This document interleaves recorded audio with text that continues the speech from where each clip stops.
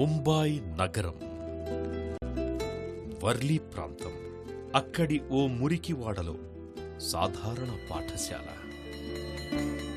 3వ తరగతి గది నిండుగా కనిపిస్తోంది. పరీక్షల సమయం సమీపిస్తుండటంతో పిల్లలంతా బుద్ధిగా పాఠాలు వల్లెవేస్తున్నారు. కాని ఆ క్లాస్లో అదేమీ పట్టనట్టు ఓ బాలుడు నిర్లక్ష్యంగా కాగితంపై ఏవో బొమ్మలు గీస్తున్నాడు. టీచర్ అక్కడే ఉన్న భయం ఏమీ లేదు, చదువు మీద ధ్యాస లేదు. తదేకంగా తనదో లోకంగా బొమ్మలు గీస్తున్నాడు. కాసేపటికి అతని నిర్వాకం టీచర్ దృష్టికొచ్చింది.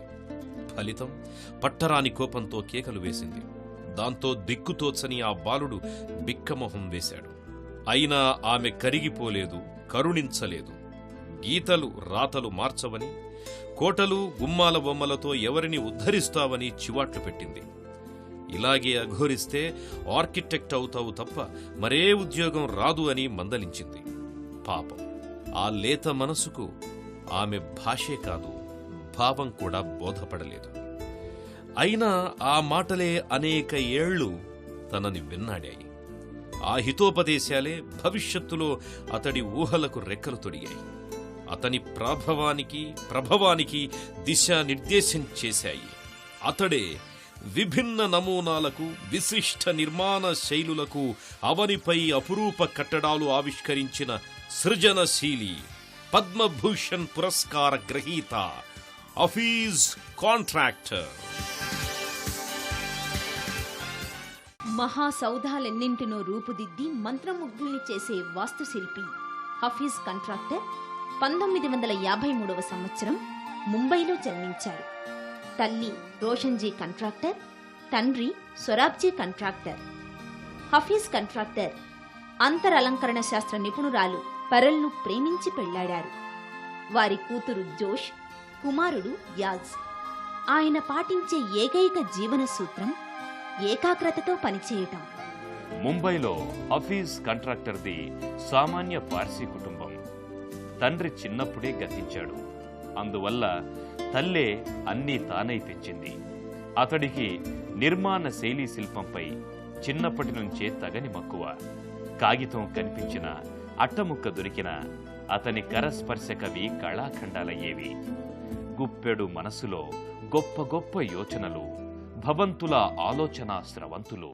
కాని తెలివిని అంకెల్లో కొలిచే ప్రపంచానికి మానసిక భావనల బలం అర్థం కాలేదు.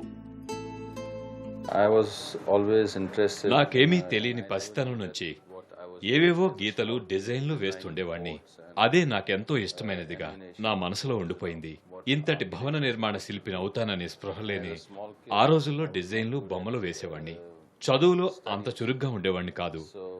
3వ తరగతి చదువుతున్న రోజుల్లో మా టీచర్ నర్గీస్ గుప్తా, ఒరేయ్ మొద్దు, చదువు రాకపోతే పెద్దయ్యక ఎందుకు పనికిరావురా అని నన్నెప్పుడు తిట్టిపోసేది. అది నా మీద ప్రభావం చూపింది. పెద్దయ్యాక ఇలా ఆర్కిటెక్ట్ అయ్యాను. పాఠశాల విద్యానంతరం ఆర్కిటెక్ట్ స్కూల్లో ప్రవేశానికి ప్రయత్నించాడు. అయితే అత్యసరి మార్కులతో పాస్ అయినందువల్ల ఆ ఆశ నెరవేరలేదు. ఖాళీగా ఉండకూడదన్న భావంతో కొంతకాలం సైన్యంలో పనిచేయాలని ఉత్సాహపడ్డాడు. ఇంట్లో నిరసన వల్ల ఆ ఆలోచన మానుకున్నాడు. చదువు కొనసాగించడానికే నిర్ణయించాడు. ఓ బంధువు ఆపద్బాంధవుడిలా తారసిల్లాడు. అతడి సిఫారసుతో హఫీజ్ జై హింద్ ఆర్ట్స్ కళాశాలలో చేరాడు. అక్కడ తన ఆర్ట్ని వదులుకోలేదు. నదీ లోయల్లో నాగరిక నిర్మాణ శైలులు, మొఘలుల నిర్మాణ వైశిష్ట్యాన్ని ఆసక్తితో అధ్యయనం చేశాడు. ఇక్కడ చదువుతున్న క్రమంలోనే ఆ బాలుడు ఓ రోజు అనుకోకుండా తన లెక్చరర్ ఇంటికి వెళ్ళాడు. సొగసైన ఆ ఇంటిలో ఓ లోపాన్ని కనిపెట్టాడు. కిటికీ నమూనా మార్చే కిటుకులు చెప్పి ఆశ్చర్యంలో ముంచెత్తాడు. ఆ చిన్ని బుర్రలోని ఆర్కిటెక్చర్ పరిజ్ఞానానికి ఆ లెక్చరర్ అచ్చెరువొందారు. కృతజ్ఞతగా అతడు కోరుకున్న విద్యను అభ్యసించే వీలు కల్పించారు. ప్రవేశ పరీక్షల్లో సైతం టాపర్గా నిలవడంతో హఫీజ్ కళ సునాయాసంగా ఫలించింది. ఫలితంగా ప్రభాదేవి ప్రాంతంలోని రచన ఆర్కిటెక్చర్ కాలేజీలో ప్రవేశం లభ్యమైంది. అక్కడ రూపురేఖలే అతడి ధ్యాస. ఏనాటికైనా గొప్ప ఆర్కిటెక్ట్నవుతానని మిత్రులతో అనేవాడు. వారతణ్ణి వెక్కిరించారు, పిచ్చివాడని ఆట పట్టించారు. హఫీజ్ వీటిని లెక్క చేయలేదు. పట్టుదలగా చదివాడు. ప్రతిభతో ప్రథమ శ్రేణిలో ఉత్తీర్ణుడయ్యాడు. పోస్ట్ గ్రాడ్యుయేషన్ చదువు కోసం కొలంబియా విశ్వవిద్యాలయంలో దరఖాస్తు చేశాడు. ఆ యూనివర్సిటీ అతడికి ఫెలోషిప్తో ప్రవేశం కల్పించింది. ఈ అవకాశం అతడికి ఎంతో ధైర్యాన్నిచ్చింది. జీవితంలో ఎదగడానికి మానసికంగా బలాన్నిచ్చింది. అక్కడి ప్రొఫెసర్లు అతడి కళా సృజనకు మరింత మెరుగులు దిద్దారు. అంబరాన్ని చుంబించే గోపురాలతో, ఆకాశ హర్మ్యాల నగరంగా, అపురూప కట్టడాల వేదికగా పేరు పొందిన న్యూయార్క్ హఫీజ్ కంట్రాక్టర్ను ఆకర్షించింది. తను భవిష్యత్తులో అంతకంటే అద్భుతమైన భవనాలను డిజైన్ చేయాలని ఆనాడే మనస్సులో అనుకున్నాడు. పీజీ పూర్తయ్యాక హఫీజ్ 1968లో భారత్ తిరిగి వచ్చారు. అమెరికాలో తన జీవిత చిత్రానికి మెరుగులు దిద్దుకునే అవకాశం ఉన్నా, ఎంతో ఆర్జనతో ఎదిగే ఆస్కారం ఉన్నా ఆకర్షణలకు లొంగలేదు. మాతృదేశంపై మమకారంతో ఈ గడ్డపై పుట్టిన బిడ్డగా ఇక్కడే సేవలందించాలని తలచారు. అప్పటికి సొంతంగా ప్రాక్టీస్కు పరిస్థితులు కలిసి రాలేదు. కొంతకాలం ఉద్యోగం చెయ్యాలనే మొగ్గు చూపారు. అక్కడ ఆశాజనకంగా లేదు. 9 పర్యాయాలు ఉద్యోగాలు వచ్చినట్లే వచ్చి చేజారాయి. ఈ చేదు అనుభవాలతో నిరాశ ఆవహించింది. అయినా తిరిగి అమెరికా వెళ్లడానికి మనస్కరించలేదు. ఇంతలో వాస్తుశిల్పి ఆయన దూరపు బంధువు ఇంట శుభకార్యం అతడికి శుభం చేకూర్చింది. హఫీజ్ వేసిన కళ్యాణ మండపం నమూనా రూపం ఆ బంధువులకెంతో నచ్చింది. అతడి ప్రతిభను గుర్తించి తన ఆఫీసులో అప్రెంటిస్గా అవకాశమిచ్చారాయన. ఆ ఆసరాతో హఫీజ్ 1977 నాటికి ఆ కంపెనీలోనే భాగస్వామిగా ఎదిగారు. 1980లో ముంబైలోని అకాడమీ ఆర్కిటెక్చర్ ఫ్యాకల్టీ మెంబర్ అయ్యారు. ఈ అవకాశాలు, అనుభవాలు అతనిలో ఆత్మవిశ్వాసాన్ని పెంచాయి. సొంతగా ప్రాక్టీస్ చేయవచ్చన్న ధైర్యం వచ్చింది. ఆ ఊపులో, ఉత్సాహంతో 1982లో ఆర్కిటెక్ట్గా ప్రాక్టీస్ ప్రారంభించారు. కేవలం 2.5 పెట్టుబడి, 3 సిబ్బందితో ఆఫీస్ ఆరంభమైంది. పూణేలోని రజనీష్ ఆశ్రమం నుంచి పిలుపొచ్చింది. ఆశ్రమ నమూనా రూపొందించే బాధ్యతను, భారాన్ని నిర్వాహకులు ఆయనపై మోపారు. ఇక హఫీజ్ తనని తాను నిరూపించుకోవటానికి ఇదే మంచి తరుణమని భావించారు. సృజన రంగరించి, అహోరాత్రాలు శ్రమించి ఆధ్యాత్మిక లోకానికి ఆకృతినిచ్చారు. ఆహ్లాద తీరానికి తరగని శోభ తెచ్చారు. అతడి కళాహృదయ స్పర్శతో ఆవిష్కృతమైన ఆ ఓషో భవనం రజనీష్ భక్తులనే కాక సందర్శకులను విభ్రమానికి, సంభ్రమానికి లోను చేసింది. ఇక హఫీజ్ కంట్రాక్టర్ పేరు ఆ నోట ఈ నోట దేశమంతా వ్యాపించింది. రజనీష్ శిష్యుల నోటి వాక్కుతో విదేశాల్లో ఖ్యాతి వెలిగింది. అదే సమయంలో ముంబైలో హిరనందినా గార్డెన్స్లో మరో అపూర్వ అవకాశం. అక్కడ భారత పారిశ్రామిక దిగ్గజం కుమారమంగళం బిర్లా కార్పొరేట్ ఆఫీస్కు డిజైన్ను రూపొందించాడు. ఆ అవకాశంతో ఇక అంతే, అతడి దశ తిరిగింది. అప్పటి నుంచి అవకాశాలు ఒక్కొక్కటిగా అవే రాసాగాయి. ఒకనాడు తన టీచర్ పిచ్చి గీతలంటూ వెక్కిరించిన ఆ రేఖలే రమ్యమైన నిర్మాణాలకు రూపురేఖలు దిద్దాయి. ఫలితంగా హఫీజ్ కంట్రాక్టర్ మెట్టుమెట్టుగా ఎదిగారు.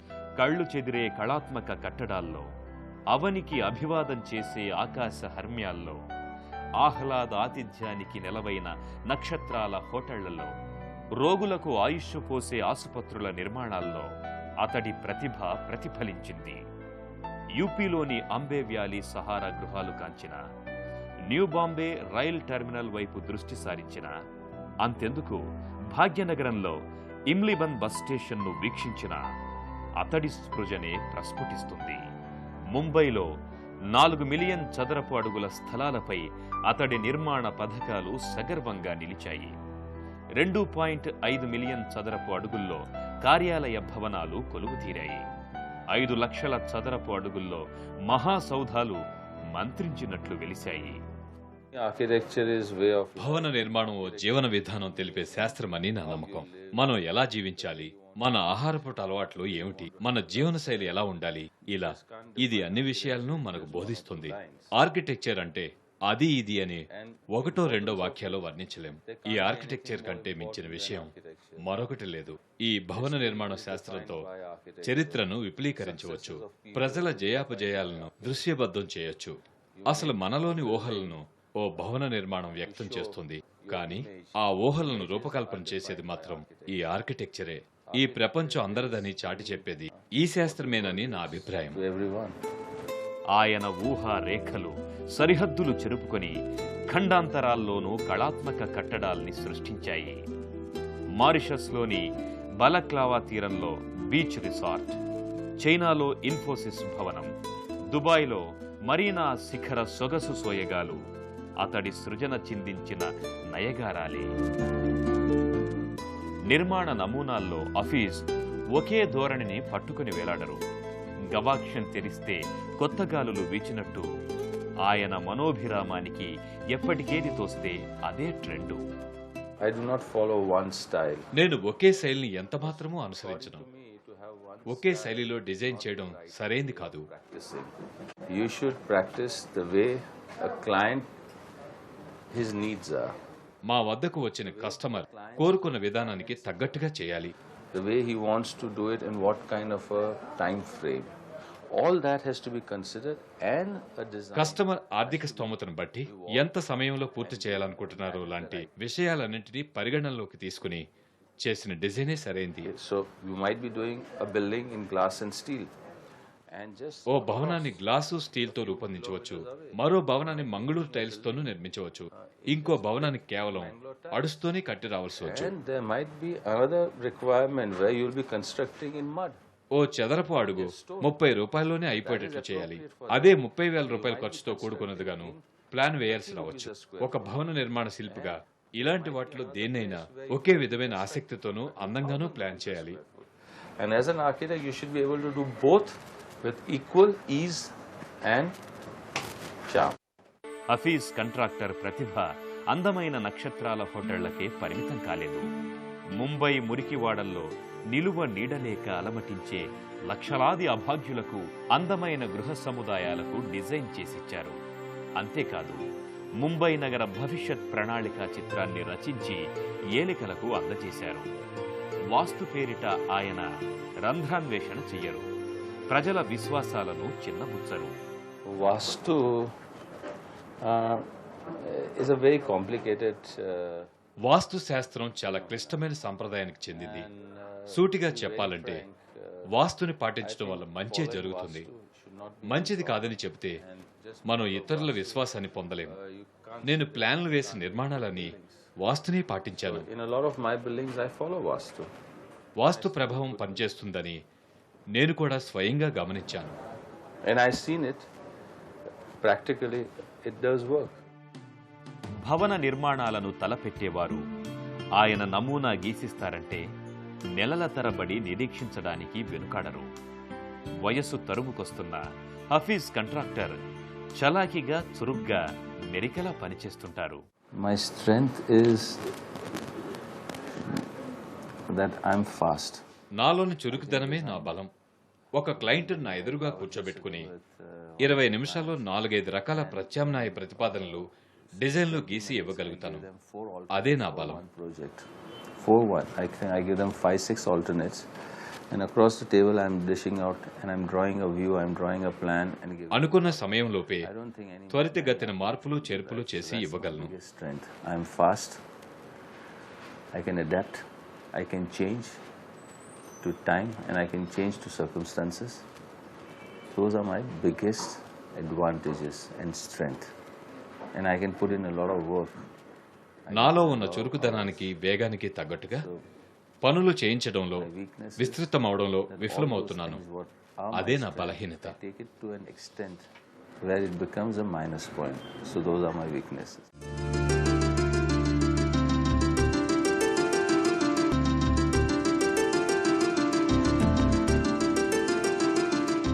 సంపాదననే పరమార్థమనుకుని ఉంటే మహాసంపన్నుడై ఉండేవారేమో. కాని అతని దృష్టి వేరు, ఆ కళా సృష్టి వేరు. నిరాడంబరత అతడి తీరు, వృత్తి విలువల్లో అతడికెవ్వరూ సరిలేరు.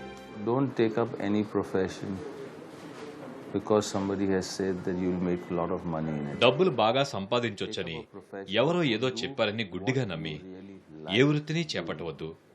మీరు మనస్ఫూర్తిగా ఇష్టపడ్డ వృత్తిని చేపట్టాలి.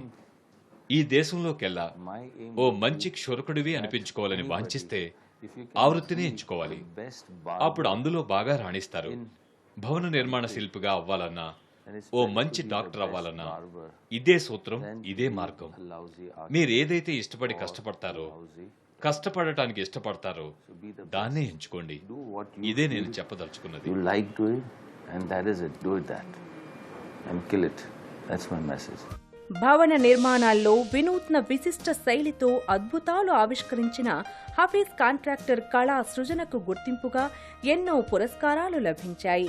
1976లో నిర్మించిన ఓ దుకాణ సముదాయానికి, రెస్టారెంట్కు గాను ఆయన institute of interior design award అందుకున్నారు. 1991లో accommodation times architect of the year గా ఎంపిక చేసి గౌరవించింది. నమూనా నిర్మాణ శైలిలో అత్యుత్తమ ప్రతిభ చూపినందుకు 1997లో డిఎల్ఎఫ్ కార్పొరేట్ బ్యాంక్ న్యూఢిల్లీ వారు ఆయనకు ప్రాజెక్ట్ ఆఫ్ ది ఇయర్ గా సన్మానించి గౌరవించారు. 2003లో ఇండియా టుడే మ్యాగజైన్లో హఫీజ్ 50 శక్తివంతమైన భారతీయుల జాబితాలో చోటు చేసుకున్నారు. 2005లో కన్స్ట్రక్షన్ సోర్స్ ఇండియా అవార్డు అందుకున్నారు. 2006 మరియు 2007 top architect of the year పురస్కారాలు కైవసం చేసుకున్నారు. 2008లో భవన నిర్మాణ రంగంలో ఆయన చేసిన కృషికి గాను ఆయనకు రియాలిటీ ప్లస్ అవార్డు ప్రదానం చేశారు. 2009లో భవన నిర్మాణ రంగంలో తోడ్పడినందుకు గుర్తింపుగా హఫీజ్ కాంట్రాక్టర్కు క్రిసిల్ అవార్డు ప్రదానం చేశారు. 2010లో ఎకనామిక్ టైమ్స్ వారి leaders of Indian infrastructure and construction award దక్కించుకున్నారు. 2012లో భవన నిర్మాణ శాస్త్రంలో డాక్టరేట్ పట్టా పొందారు. గత సంవత్సరం 2016లో భారత ప్రభుత్వం హఫీజ్ కాంట్రాక్టర్ సేవలను కొనియాడుతూ పద్మభూషణ పురస్కారం ఇచ్చి గౌరవించింది. ఒకనాడు ఆశ నిరాశల నడుమ ఊగిసలాడిన జీవితం అయినా నేడది గతం. ఈనాడు హఫీజ్ కాంట్రాక్టర్ ప్రత్యక్షంగా వందల మందికి, పరోక్షంగా వేలాది మందికి ఉపాధి చూపుతున్నారు. ఆయన ఆఫీసులో నిత్యం కొత్త సృష్టికి బీజాలు పడుతుంటాయి. వందలాది మంది సీనియర్ అసోసియేట్స్, సివిల్ ఇంజనీర్స్ నిరంతరం అక్కడ కొత్త కొత్త భవన నిర్మాణ పథకాలకు రూపకల్పన చేస్తుంటారు. తమ మేధస్సుకు ఆధునిక సాంకేతిక పరిజ్ఞానాన్ని జోడించి సరికొత్త ప్రపంచాన్ని ఆవిష్కరించే ప్రయత్నమేదో చేస్తుంటారు. వెరసి హఫీజ్ కార్యాలయం అద్భుత మాయామేయ లోకాన్ని తలపిస్తుంది. Competition is fine. There is nothing, if you feel what you are doing is right. పోటీ అనేది మంచిదే. మనం చేస్తున్నది సరైందే అయినప్పుడు ఏ పోటీకి వెరవాల్సిన పని లేదు. పోటీతత్వం అనేది ఎప్పుడూ మంచిదే.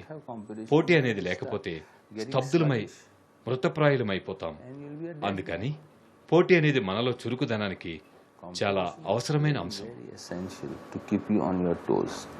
నవ్యాంధ్ర రాజధాని అమరావతి రూపుదిద్దుకుంటోన్న సందర్భంలో ఇటీవల హఫీజ్ కాంట్రాక్టర్ పరిపాలనా భవన నిర్మాణ ప్రణాళికలపై చర్చించడానికి ఆంధ్రప్రదేశ్ ముఖ్యమంత్రి చంద్రబాబు నాయుడుతో భేటీ అయ్యారు. ఇంట్లో, ఆఫీసులో, విమానంలో ఎక్కడున్నా అతడి ఊహలు కాగితం మీద ఆకాశ హర్మ్యాలకు జీవం పోస్తుంటాయి. అతడి మనసులో మహోన్నత నిర్మాణాలకు పునాదులేస్తుంటాయి. ఒక్క మాటలో ఆకాశం సైతం అతడి కలల సౌధాల ముందు తల వంచుతుంది. తృప్తి పడిపోయాను అనుకున్న రోజున నేను రిటైర్ అయిపోయినట్లే. నేనేమి అలాంటి వయసుకు రాలేదు అనుకుంటే, తృప్తి చెందలేదు అనుకుంటే ఇంకా మంచి దశకు ఎదగటానికి ప్రయత్నం చేస్తాము. నిన్నటి కంటే నేడు ఓ మెట్టు ఎక్కటానికి కృషి చేస్తాం. ఇప్పటి వరకు అయితే నేనేమీ సంతృప్తి పడలేదు. నేను ఇంకా సాధించాల్సింది, అందుకు కృషి చేయాల్సింది చాలా ఉంది. నా జీవితానికి కొన్ని లక్ష్యాలున్నాయి, వాటిని సాధించాలి. విభిన్న భవన నమూనాలను, విశిష్ట నిర్మాణ శైలులను, అవనిపై అపురూప కట్టడాలను ఆవిష్కరించిన తన సృజన దేశమంతటా అందమైన భవనాలకు పునాది వేసింది. దేశం కోసం ఇంకా ఏదో చెయ్యాలని తప్పిస్తోన్న హఫీజ్ కాంట్రాక్టర్ ఎందరికో స్ఫూర్తి ప్రదాత.